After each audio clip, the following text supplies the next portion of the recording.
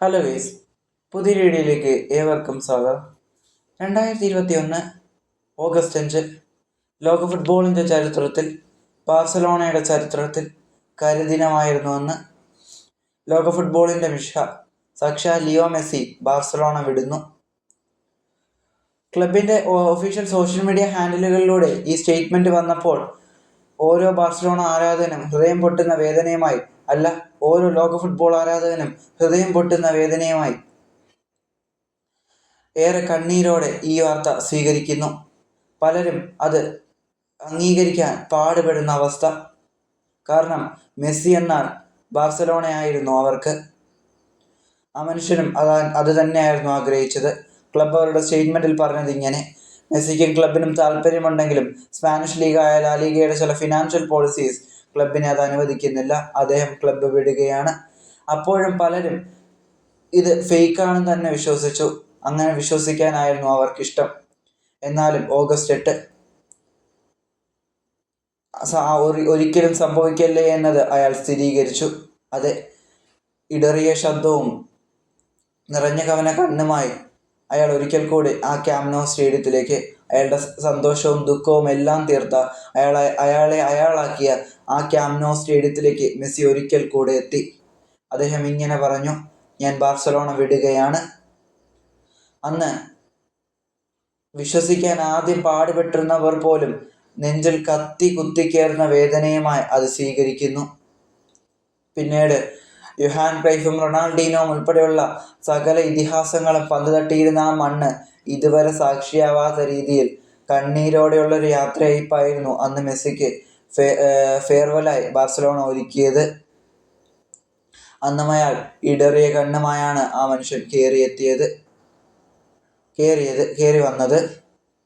അന്ന് മെസ്സി കരഞ്ഞിട്ട് വേസ്റ്റ് ബിന്നിലേക്ക് ഇട്ട, കണ്ണീർ തുടച്ചിട്ട് വേസ്റ്റ് ബിന്നിലേക്ക് ഇട്ട ടിഷ്യൂ 7 കോടി രൂപയ്ക്കാണ് പിന്നീട് ലേലം ചെയ്തു പോയത്.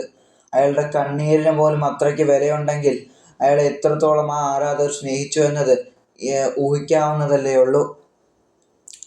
പിന്നീട് മെസ്സി പാരീസിലേക്ക്, അത് PSG അവിടെ അദ്ദേഹം പലതവണ അപമാനിക്കപ്പെട്ടപ്പോൾ ഓരോ ബാർസലോണ ആരാധകൻ്റെയും ചങ്ക് തകർന്നിട്ടുണ്ടാവണം. അല്ല, ഓരോ മെസ്സി ആരാധകൻ്റെയും ചങ്ക് തകർന്നിട്ടുണ്ടാവണം പലതവണ. PSG ആരാധകർ അദ്ദേഹത്തെ കൂവി വിളിച്ചു ഒരു മത്സരത്തിൽ. ചോദ്യം PSG ആരാധകരോടാണ്: ലിയോ മെസ്സി എന്ന ഇതിഹാസത്തെപ്പറ്റി നിങ്ങൾക്ക് എന്തറിയാം?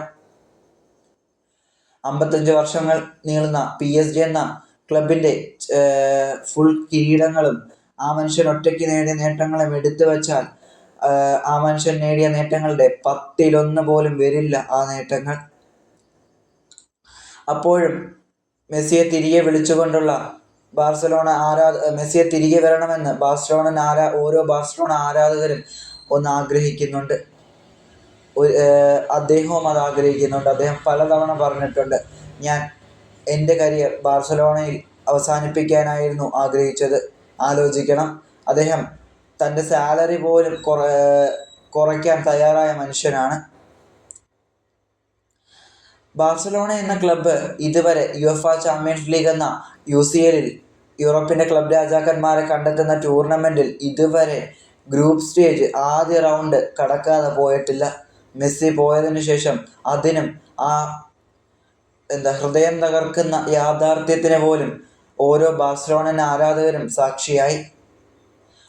അയാൾ ഈ ടീമിന് വേണ്ടി നേടിയതൊന്നും കണക്കുകൾ നിരത്തിയാലൊന്നും തീരില്ല ഒന്നും. 10 ലാ ലീഗ, 4 champions league, 5 Copa del Rey, 3 FIFA club world cup, അങ്ങനെ എത്ര നേട്ടങ്ങളാണ് ആ മനുഷ്യൻ നേടിക്കൊടുത്തത്. എത്രയോ തവണ പലരും ഇല്ലാഞ്ഞിട്ടും ആ മനുഷ്യൻ ഒറ്റയ്ക്ക് ഈ ടീമിനെ തോളിലേറ്റിയിട്ടുണ്ട്.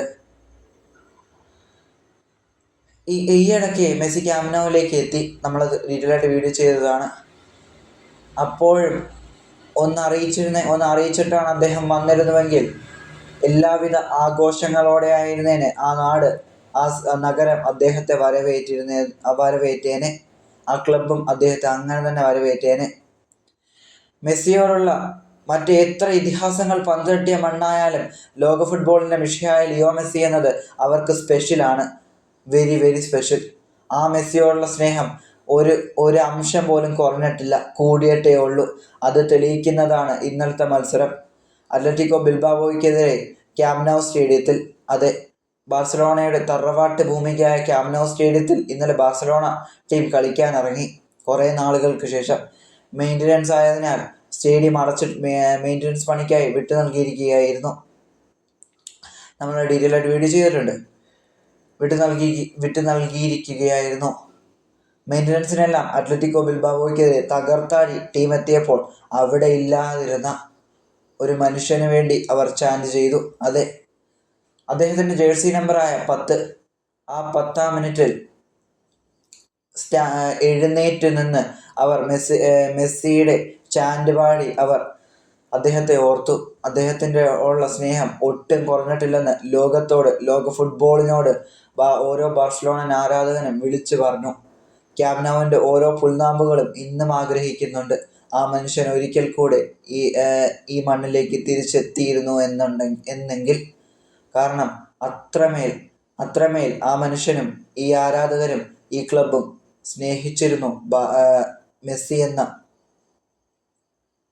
ഇതിഹാസത്തെ. എന്താണ് ഗൈസ് പറയാനുള്ള വിലയേറിയ അഭിപ്രായങ്ങൾ താഴെ കമൻറ്റ് ചെയ്യുക. വീഡിയോ ഇഷ്ടപ്പെട്ടാൽ ലൈക്ക് ചെയ്യുക, ഷെയർ ചെയ്യുക, ഹൈപ്പ് ചെയ്യുക. അപ്പോൾ